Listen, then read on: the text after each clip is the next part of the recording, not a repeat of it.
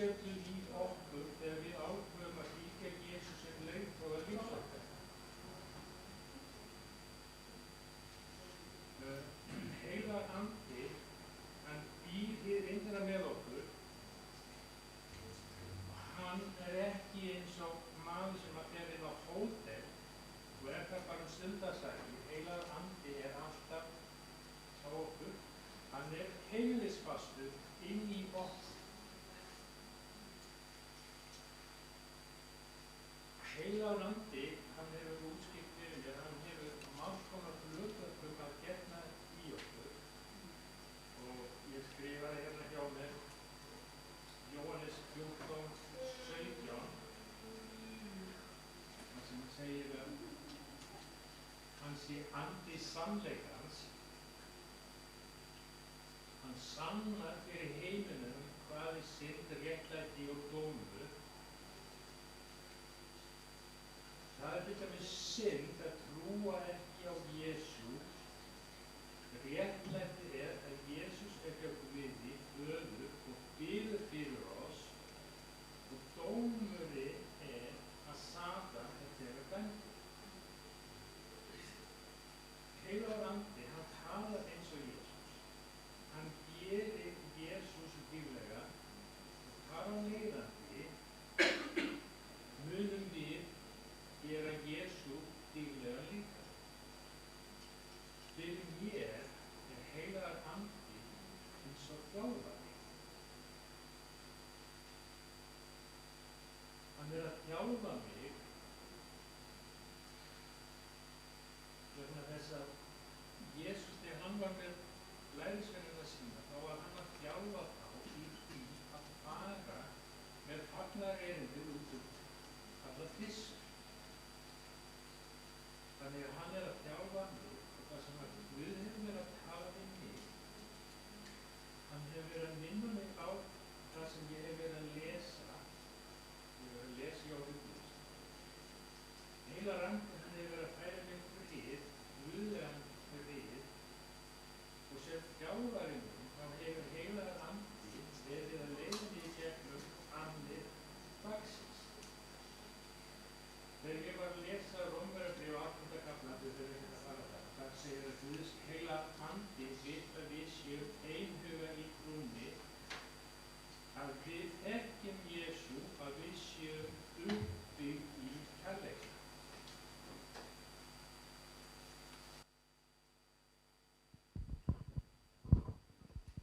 Það sem við séum uppbyggð í kærleika. Jesús, hann var til dæmis þekktur sem vinur syndara.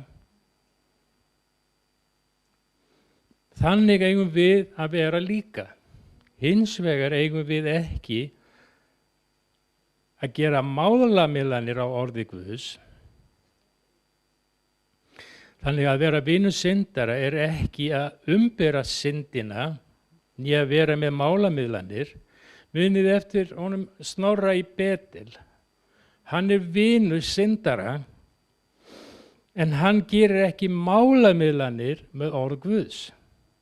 Hann stendur fast á því sem að Guð segir í orði sínu. Þannig eigum við líka vera og þannig er heilagur andi að tala við mig að ég eigi að vera.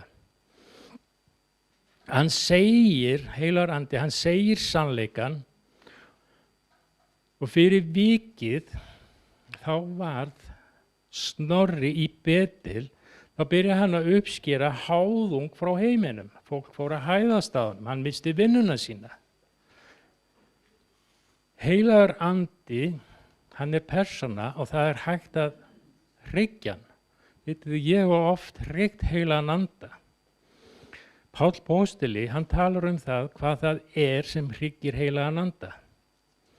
Í Efesisbréfinu, 4. kafla, frá versi 25 til 32, þá er Páll Póstili að tala það sem að hryggir heilagan anda. Þetta er eitt af því sem að ég hef því miður gert. Það fyrsta sem að Páll talar það er lygi.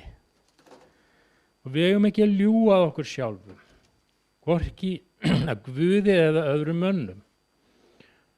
Ef við skoðum Gamla testamentinu, Sakaría, 8. kafla, vers 16 til 17, en þar segir, nú kemur beint tilvitnun, þetta það sem yður ber að gjöra, talið sannleika hver við annan og dæmið ráðvandlega og eftir óskertum rétti í hliðum yðar. Enginn yðar hugsi öðrum illt í hjarta sínu og hafið ekki mætur á lyga svardögum, því að slíkt hata ég, segir Drottinn. Guð hatar lygara. Hann hatar lygina. Guð hatar það þegar við erum að ljúga og þegar við ljúgum þá erum við að hryggja heilan anda sem býr í okkur.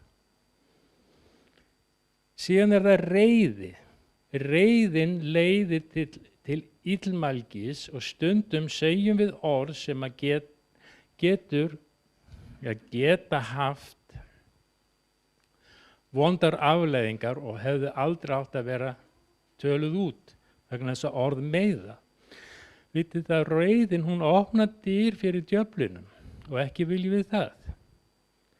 Síðan talar hann að við höfum ekki að stela. Djöfullinn, hann þjófur og grískan segir að Satan sé kleptó. Í ensku til orð sem kleptomaniak, stelsjúkur. Og það eðli Satans að ljúga og það eðli hans að ljúga og stela. Síðan talar Páll það að það eru skaluð orð sem að meiða. Að við höfum aðeins að tala til uppbyggingar og ekki rífa niður fólk með orðum. Vitið þið það að Jesús sagði að við værum eins og tré. Góðir ávextir eða vondir ávextir sem eru á trénu. Í Matteusar guðspjalli, 12. kafla og versi 36, þá segir Jesús að við munum verða svara fyrir hvert ónýtju orð á degi dómsins. Þannig hver skipti sem að ég að tala niður til fólks, illa fólk, þá þarf ég að svara fyrir það á degi dómsins.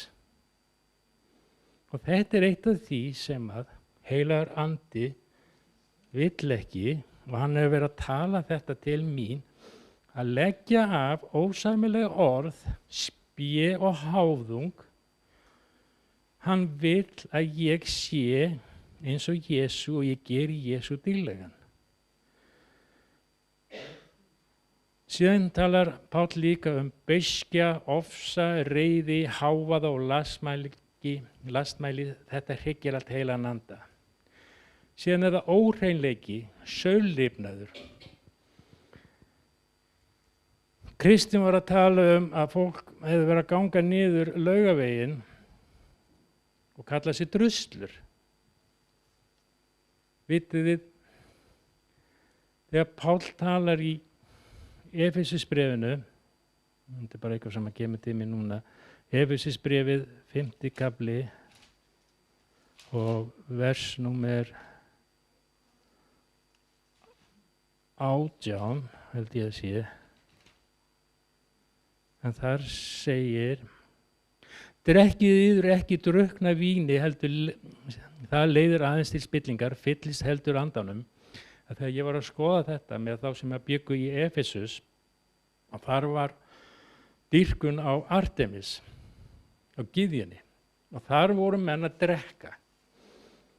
Prestarnir þar, eða prestinjurnar, voru búin að blanda einhverju ólifjan, og á þessum tíma þegar menn voru að dýrka þessa guði, þessa gyðju, að þá leiddi það til alls konar saurlifnaðar. Lifnaðar sem við getum ekki einu sinni ímyndað okkur hvernig var og við viljum ekki gera það. En Páll að tala þarna til Efesusmanna vegna þess að þeir voru hugsanlega ennþá með þetta sama hugafar. Þannig að Guð, hann vill að við séum heilbrigð í því sem við gerum. Hann vill að við séum ekki að hryggja heilagan anda. Og það sem ég hef komist að heilagan anda er það að við eigum að láta hann leiða okkur í gegnum lífið. Þetta sem ég er að segja ykkur núna, þetta er það sem að Guð hefur verið að tala til mín.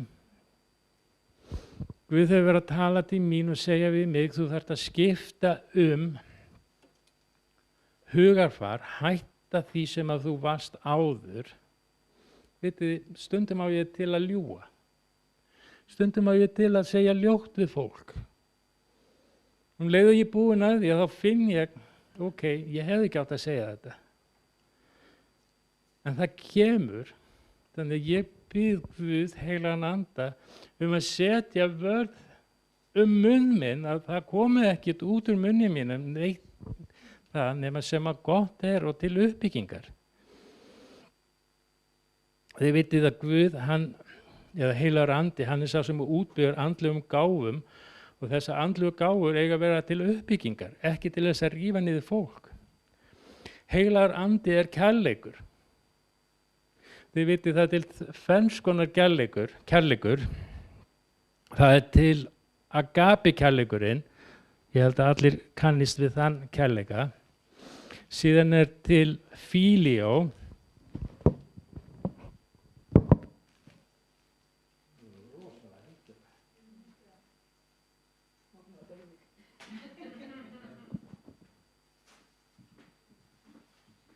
Þetta er í huga því að það er svo rosalega heitt að það var bandarískur predikari sem að tala gegn, hann var að tala gegn samkynhneigðum og hann var að tala gegn því að menn væru að sminka sig. Og svo lendir hann í því að honum er svona heitt eins og mér og hann er með svona klút og svo byrjar hann að þurrka sér. Þá átti hann sig allt í náði að það var að taka myndir þetta var í beinni útsendingu að það var búið að sminka hann og þá var allt í hennu sminkið komið á hann. Það er eins gott að ég var ekkert sminkaður. En allavega Guð heilagur andi, hann er kærleikur, ég var að segja ykkur, það er til ferns konar kærleikur. Það er agape sem er skilyrðislaus ást. Það er filio sem er bróðulegu kærleikur, sem heitir strageo, sem er kærleikur til fjölskyldna, það sem að fjölskylda ber kærleika til barnana sína og síðan er það eros kærleikur. Og eros er aldrei nefndur í Biblíunni. Það er svona porneo kærleikur og þaðan fáum við orðið erotík. En þessi kærleikur sem að Guð er, það er agape kærleikurinn. Og það er sá kærleikur sem að Guð vill að ég sé með. En eins og Kitty sagði daginn, það getur verið erfitt að elska fólk. Það getur verið erfitt að láta sér líka vel við fólk. En það er akkurat það sem að heilagur andi vill að við gerum. Ég hef skrifað hérna, ég hef reykt mér upp, ég hef hegðað mér ósæmilega, ekki verið langleitur, ekki verið í kærleika, ég hef reynt að leiða heilagan anda minn veg. Nú veit ég ekki hvort að þið hafi nokkuð tíma gert svoleiðis, en stundum þá vil ég að heilagur andi fari þann veg sem ég er að fara. Það er ég sem er í forystusætinu. Það er akkurat það sem að Guð vill ekki. En heilagur andi, hann er kærleikur og hann er þjálfari minn og hann er langlyndur og hann er góður og þess vegna hefur hann vísað mér á réttan veg. Í Sálmi 25:12 segir: Ef einhver óttast Drottinn mun hann kenna honum veg þann er hann á að velja.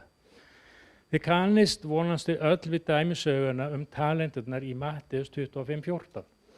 Mér finnst stundum eins og Guð sé að tala við mig í sambandi við talenturnar. Guð hefur gefið okkur öllum talentur, en hvað erum við að gera við talenturnar okkar? Er ég bara að grafa talenturna mína eða er ég að nota talenturna mína bara mér sjálfum til framdráttar? Það er það sem að Guð hefur verið að tala við mig. Hvað er þetta að gera?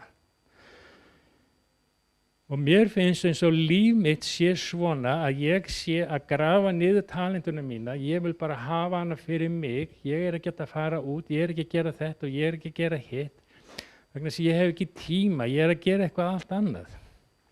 Þess vegna er ég að segja ykkur frá þessu að heilagur andi er að tala við mig, þetta er bara mín eigin upplifun, hann er að tala við mig og hann er að segja við mig, þú þarft að breytast.